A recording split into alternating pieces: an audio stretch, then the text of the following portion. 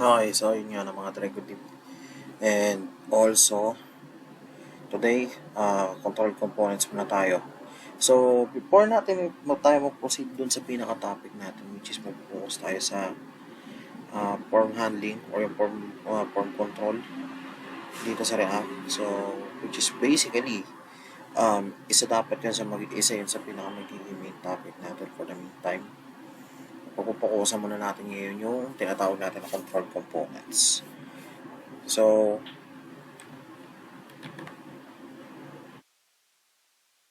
ano nga ba yung tinatawag natin na control components? So, basically, pag sinabi kasi natin control components, mga tre, so, yung control components kasi is isa siyang klase ng component na kung saan yung data is typically ina-import through form. Then, also, hinahandle siya by using React state mechanism or yung tinatawag natin na state management sa isang component. So, more frequently, paano nga ba nag-work yung component na ay yung actual na control component? So, basically, meron siyang tatlong klase ng bagay na tatlong klase ng way kung paano siya nag-work. So, yung unang-una dyan is yung using state to store form values.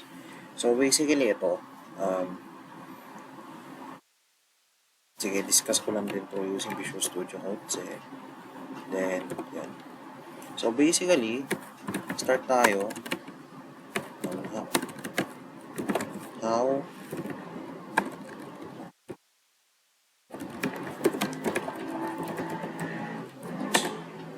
it works. So, the basic things to say, yung control components kasi is basically pinapagana siya unang-una ng state. So, anong magiging kampanya ng state dito sa actual na form handling natin or input handling natin sa loob ng control component. So, basically, si state, siya yung nag-i-store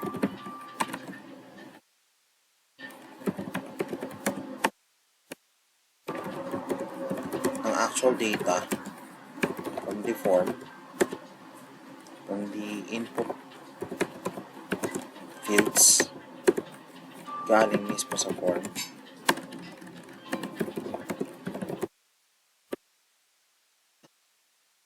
inside to our component.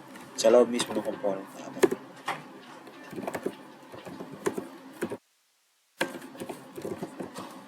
So, in unusual place, ginagamit si state in terms of storing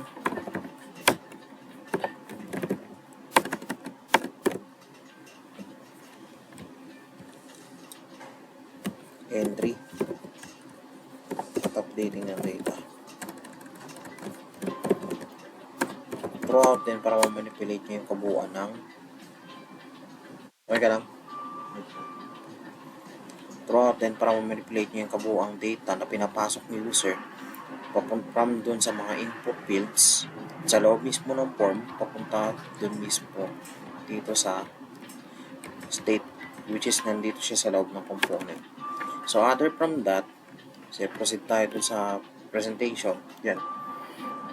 So, ginagamitan siya ng set state tsaka ng use state hooks na kung tawagin natin. So, alam ko medyo familiar na kayo dito kasi this one, we got already discussed this multiple times kasi ito,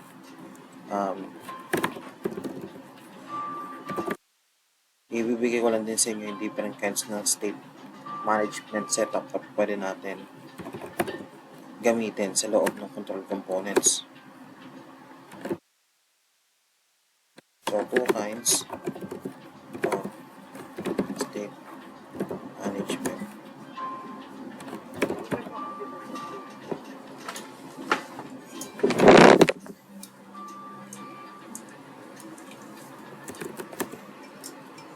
Or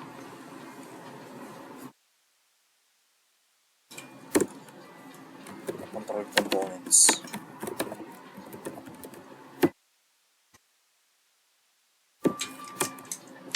So, yung first one is yung actual class component state management.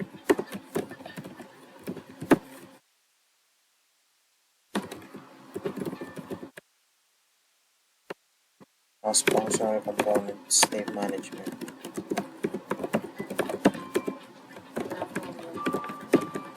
Okay naman po siya, ma'am.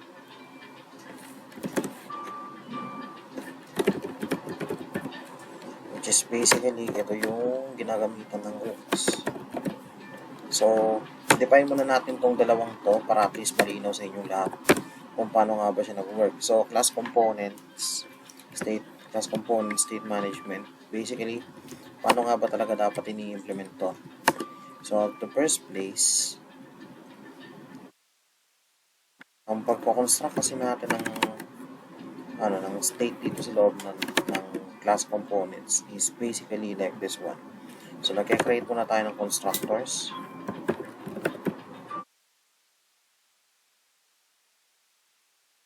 Ako nagkakamali. Try lang naman na natin yan. I-review. Yan, tama. So,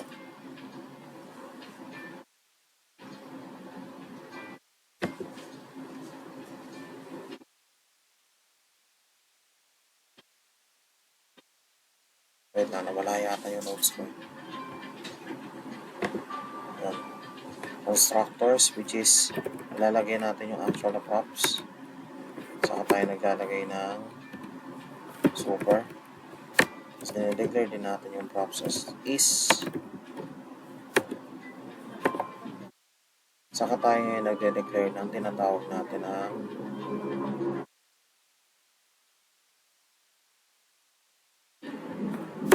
this.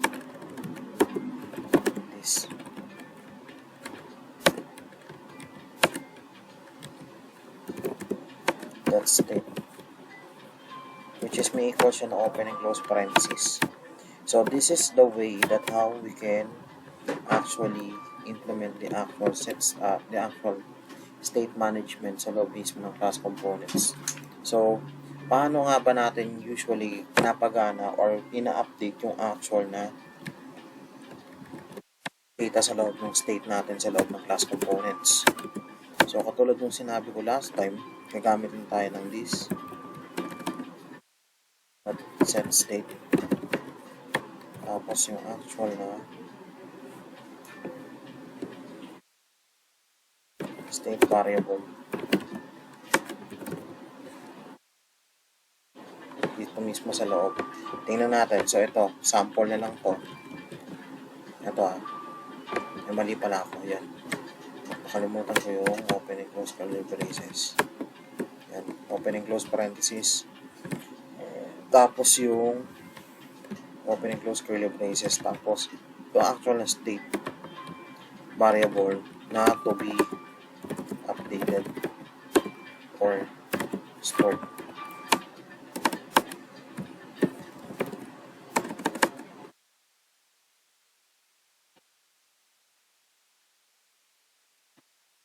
Or entry.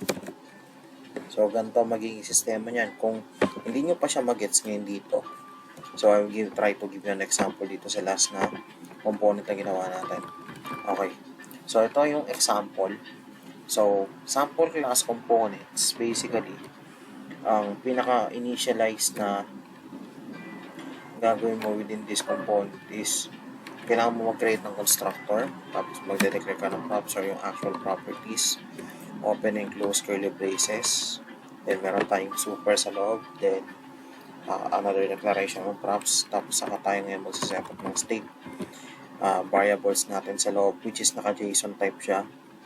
So, yan nakalagay dito, or naka-object type siya, naka-object type.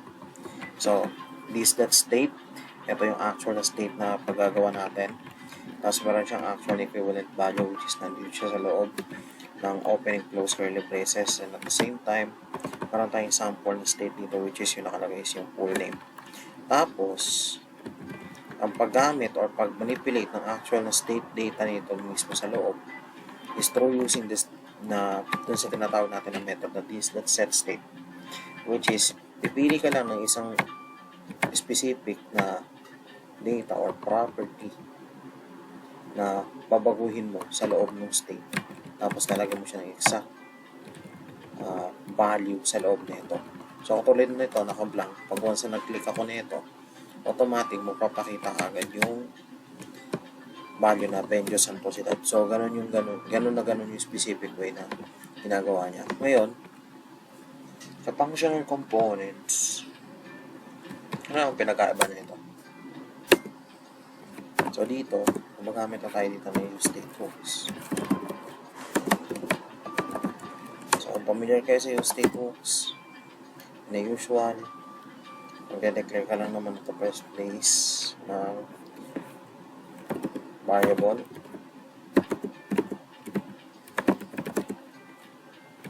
Which is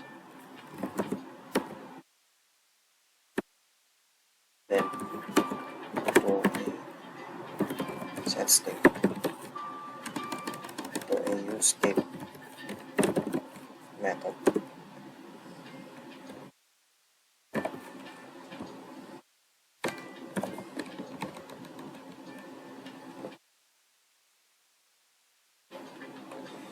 Like for example, ganito.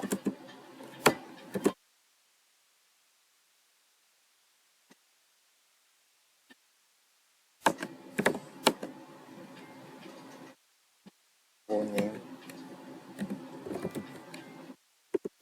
So, full name is equals to use name. Yan. So, kagaya nung sinabi ko, yung first variable na to is the actual current value.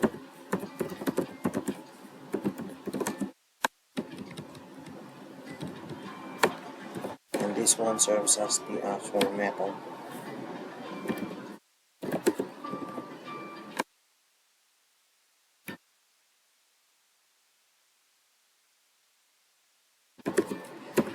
Current value. So, ganun siya umiikot. Tapos, ganun lang gagawin yun. Ganyan lang din halos sa functionality niya, 2000. So, ganyan yung example na pwede natin gawin para makapag-setup tayo ng panibagong, makapag-store tayo ng data galing sa input form papunta dito sa state. So, ito yung mga possible methods and applications or implementations na pwede natin gawin most of the same time. So, okay. So, balik tayo sa slide. Passing state as a props to child component. Well, ito, na-discuss na natin to. So, try nyo i-review yung actual na components natin. Yung 3 consecutive na component, component videos natin dito sa React. Then, also, try nyo reviewin lahat yun. Doon yung malalaman kung paano yung gagawin. So, okay. So, next po, slide tayo. So, benefits ng pagkakaroon ng control component. So, predictable data flow. So, predictable data flow basically is nanote lang natin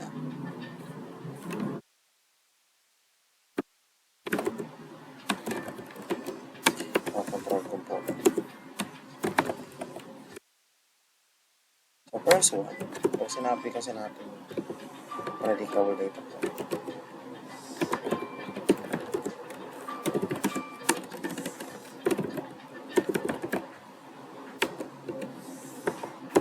So, reliable data.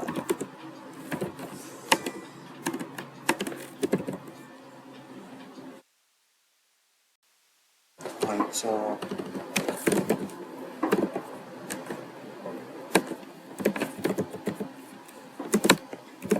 consistent and reliable data ang pinopromote mo ang nagiging benefits ng control component. So, basically, predictable data flow. So, sa predictable data flow, basically, ang application kasi nito is nagbibigay siya ng consistent and more reliable data. Tapos, nagme-maintain siya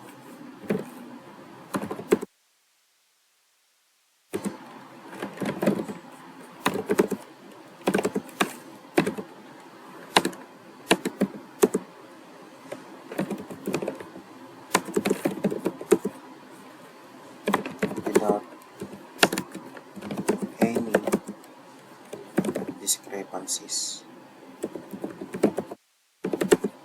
or issues. So basically, pag sinabi kasi natin, ito, discuss ko na rin pala ito. So pag sinabi kasi natin predictable data flow, meaning to say, yung actual na pag-predict ng data flow niya sa loob mismo ng components or ng control components is basically consistent and more reliable data flow.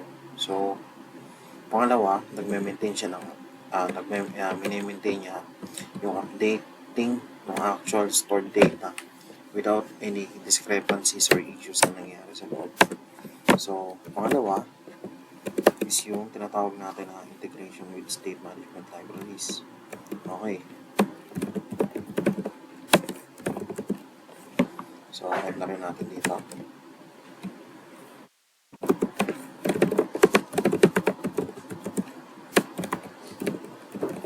So, basically ito, meron ako maibibigay na ilang example ng state management libraries na pwede natin gamitin.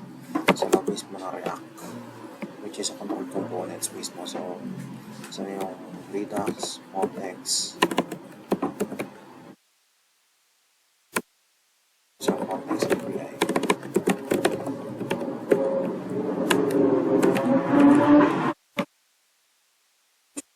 Ang Redux kasi, when you say Redux, ito siya yung ginagamit natin na robust and centralized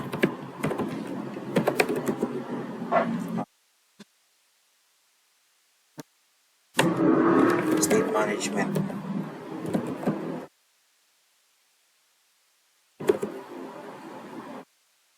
Library na pwede natin gamitin sa React, especially sa kung pag nag-implement tayo ng control components. So yung Motex naman is nadi-describe siya as for simplicity. So ito lang kasi kung tutusin ng medyo familiar ako kung tutusin sa dalawang to. Then at the same time, etong context kasi usually medyo nagkaroon lang ako ng konting idea. So for the meantime dito, pero hindi naman siya ganun ka dami. So I just try to search na lang muna for the meantime. Yan, so pag sinabi kasi natin context API, so built into React, this API allows the component to share state without the need of external library. Okay. Tama ba ako? Share state.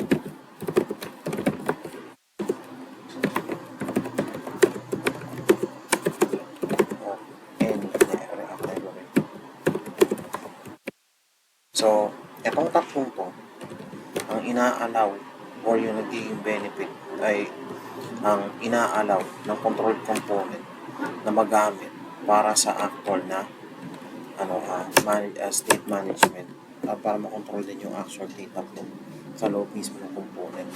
So, ganun lang din siya halos yung nangyayari sa kanya. So, pwede tayong gumamit ng any of these three para at least ma-set up natin or ma-allow natin yung actualization ng centralized data management including sa state.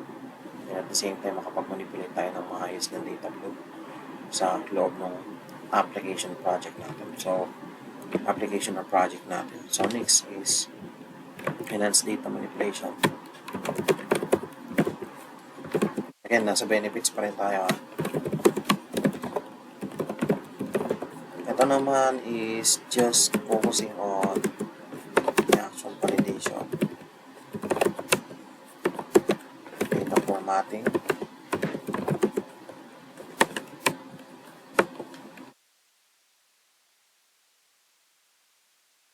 Tsaka marami pa yan. Data formatting and also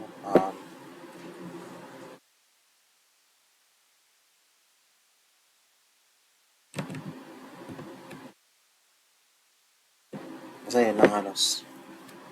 Yun lang muna halos ngayon. So, ito lang naman kasi yung pinaka-more important part dito sa enhanced data manipulation. So, ina-allow niya, same lang din naman siya kung tutusin na ina-allow niya na magkaroon ng consistent, more reliable data flow in terms na naglalagay tayo ng validation tsaka data formatting once na nagkakaroon tayo ng input na or nagsasagawa si user ng input, nagsasagawa si user ng encoding or nag-i-input si user ng mga data sa loob mismo ng form doon sa actual component na ginawa natin. So, yung application nito is basically nagtutugma din siya doon sa tinatawag natin na import yung user's feedback.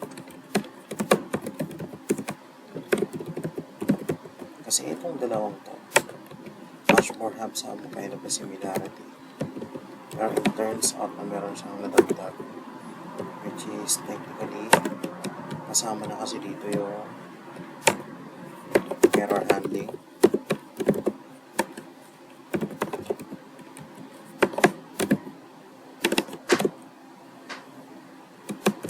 Maximum character validation. Error handling. Including yung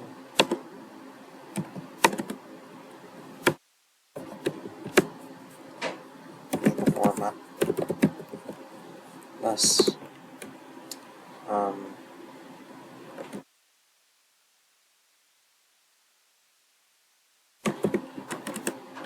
character size.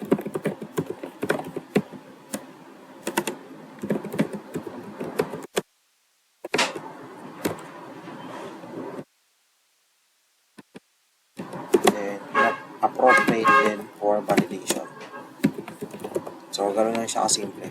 So, ito lang halos lahat yung benefits niya. So, predictable data flow, integration of state management, libraries, and data manipulation. Then, user's feedback, which is basically user's feedback natin is almost the same lang din ng data manipulation. So, ibibigay rin siya ng consistent and reliable data flow. At the same time, meron siyang error handling in terms of data format, character sizes, and validation. So, yun. So, for the meantime, dito ko na muna puputulin tong topic natin na to, which is basically hindi muna tayo magkakaroon ng demo kasi itong lahat ng to, magkakaroon pa kasi tayo ng another topic which is focus tayo sa control components and at the same time yung application ng form handling gamit tong dalawang klase ng component na to. So, yun.